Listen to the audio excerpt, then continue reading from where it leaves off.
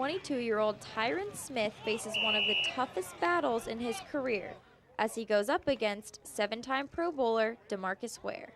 The battles that he and Tyron have on a daily basis are outstanding. They're really good for them. They're really good for our football team. Two really great flying football players working, man. That's what you love seeing. The Dallas Cowboys are practicing ones against ones. This means that offensive tackle Tyron Smith and defensive end DeMarcus Ware have to maintain an element of surprise.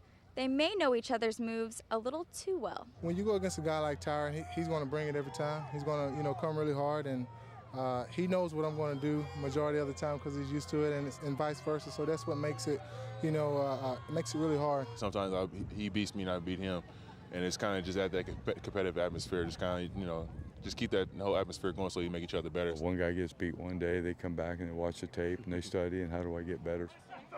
It may be more difficult for these two players, but it fuels a competitive attitude for the rest of the team. Getting those guys better individually, but I think a lot of guys see how two of the better players on our team work and how they practice and how they go against each other. I think that's positive for everybody. Positive because if they can practice at a high level, they will play at that high level when it matters most.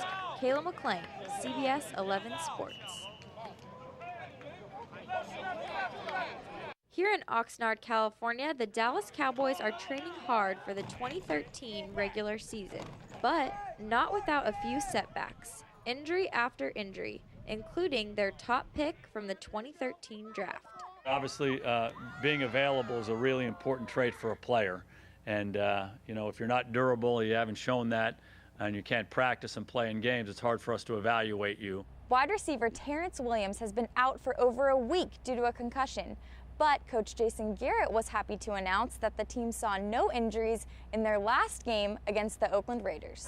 Today was really big because I just felt like I had to continue to keep building from the time that I left off from a week ago. So it was just a matter of just getting my job done and doing it at high speed. Even though his body wasn't healthy enough to play through his injury, Terrence maintained a healthy perspective.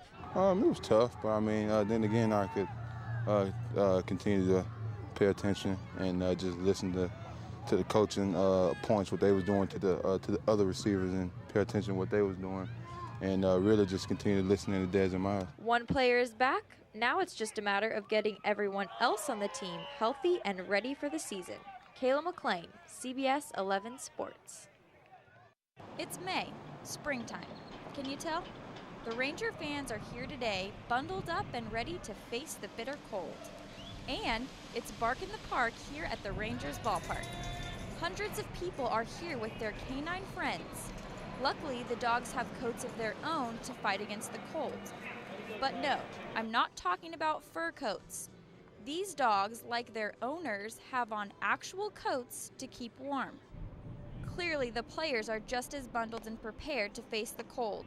If the rain is not here and we have to play in below 50-degree weather and the wind blowing, hope it blows in our advantage. The Rangers are off to one of their hottest starts ever, but if they're going to continue it, they're going to have to do it tonight in some of the coldest weather conditions this ballpark has seen. But let's be honest, 45 degrees, 35-mile-an-hour winds. No, it's not fun, but it's competition. You have to go out there and compete. They're playing the same way that we are, so neither side's going to make an excuse, and you have to win a game. So the players have motivation, but what about the fans? They might as well enjoy it while it's here, because in a month or however long it's going to be 105 and humid, and they're going to be sweating in their chairs. The Rangers aren't settling for just a hot season start. They plan to make this their hottest season yet. Two teams, both with something to prove. Two players, both with the same agenda in mind, to qualify for the postseason. But only one will come out on top. And tonight, it's the LA Lakers. Kobe was unstoppable. Dirk Nowitzki played his best game of the season since coming back from his knee surgery. But in the end, it wasn't enough. Kobe Bryant posted 38 points in the game and came out with the win for the LA Lakers. It's tough when he has it going like that, but I think when this game is, when we look at it on film, we're going to see a lot of other missed opportunities. offensively and other things we could have done defensively that were unrelated to him.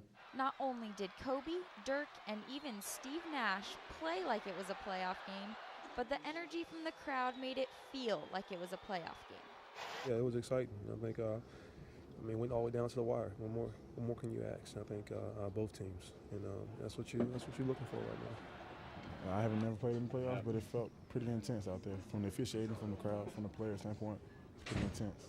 What the team has to do now is regroup. Just have to stick together as a team. You know, we have to make plays as a team. Just can't put it on one guy. Can't depend on Dirk to make all the plays on the offensive end. Other guys have to step up, and I felt like we didn't do it as much as we needed to get the win. Now we're in the situation. We've got to make the best of it and try to keep battling. Got a lot of big games coming up, and play Houston twice and play some of the other teams that are right in front of us. So got to make the best of it and keep pushing.